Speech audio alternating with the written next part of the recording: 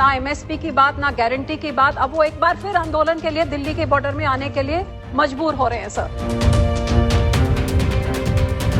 जिन्होंने अपनी जानें गंवाई थी, 850 किसान जो शहीद हो गए थे, उनके लिए कॉम्पनसेशन उन्होंने मांगा था। जिनके खिलाफ केस करे गए थे, उनके केस वापसी की बात करी गई थी।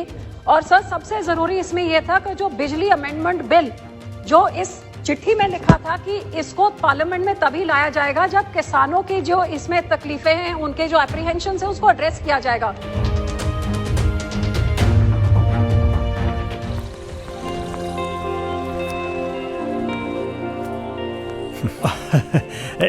ਇਹ ਕੁਝ ਦਵਾਈਆਂ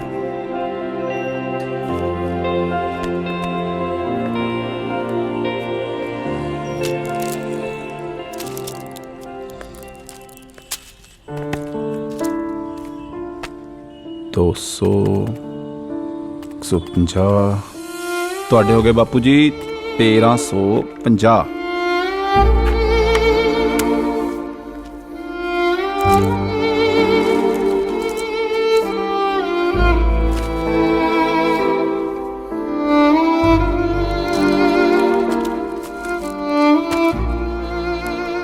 ਇਸ ਵੇਲੇ ਤਾਂ ਮੇਰੇ ਕੋਲ ਇੰਨੇ ਹੀ ਹੈ, ਬਾਕੀ ਖਾਤੇ 'ਚ ਲਿਖ ਲਓ।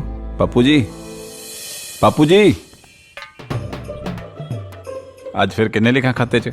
ਹੁਣ ਕੋਈ ਵੀ ਪੈਸਾ ਖਾਤੇ 'ਚ ਲਿਖਣ ਦੀ ਲੋੜ ਨਹੀਂ। ਕੋਈ ਲੋਟਰੀ ਲੱਗ ਗਈ ਬਾਪੂ ਜੀ?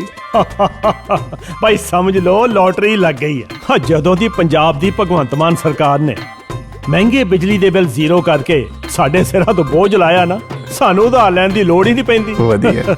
ਹੁਣ ਤਾਂ ਸਮਝ ਲਓ ਵੀ ਪੰਜਾਬ ਦੇ ਘਰ ਘਰ ਦੀ ਨਾ ਲੋਟਰੀ ਲੱਗ ਗਈ ਹੈ। ਭਗਵੰਤ ਮਾਨ ਦੀ ਅਗਵਾਈ ਵਾਲੀ ਪੰਜਾਬ ਸਰਕਾਰ 'ਚ पंजाब दे लगभग 86% परिवारों का बिजली का बिल जीरो आया है। शुक्रिया सर, आपने मुझे बोलने का मौका दिया।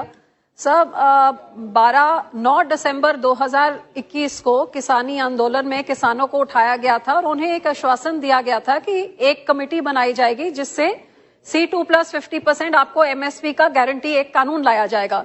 लेकिन दुख की बात है सर कि उस चिट्ठी में जितने भी आश्वासन लिखे थे, चाहे ये कमेटी का गठन जिसमें अभी तक किसानों के साथ कोई तालमेल होके ना एमएसपी की बात, ना गारंटी की बात, अब वो एक बार फिर आंदोलन के लिए दिल्ली के बॉर्डर में आने के लिए मजबूर हो रहे हैं सर। दूसरी बात जो इसमें जिन्होंने अपनी जानें गंवाई थी, 850 किसान जो शहीद हो गए थे, उनके लिए कॉम्पनसेशन उन्होंने मांगा था।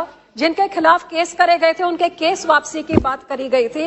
और सर सबसे जरूरी इसमें यह था कि जो बिजली अमेंडमेंट बिल जो इस चिट्ठी में लिखा था कि इसको पार्लियामेंट में तभी लाया जाएगा जब किसानों की जो इसमें तकलीफें हैं, उनके जो एप्रीहेंशन है, उसको एड्रेस किया जाएगा। लेकिन बिजनेस में मैंने देखा भाई जब ऑल पार्टी मीटिंग हुई कि उसको पिछले सेशन में ऑलरेडी टेबल कर दिया गया, अब उसको इस सेशन में लाने से मैं आग्रह करती हूँ सर, इमीडिएटली ये किसानों के साथ एक जबान होती थी एक टाइम पे, अब तो सरकार की रिटर्न एश्योरेंस पे भी कोई भरोसा नहीं होगा तो सरकार क्या करेगी? श्री गिरीश चंद्र जी। इसी तरह बंदी सिखों पे भी उन्होंने कहा था कि उनको रिहाई की जाएगी, लेकिन आज तक ना बंदी सिखों की रिहाई की रिटर्न। शुक्रिया सर, आपने मुझे बोलने का मौका दिया।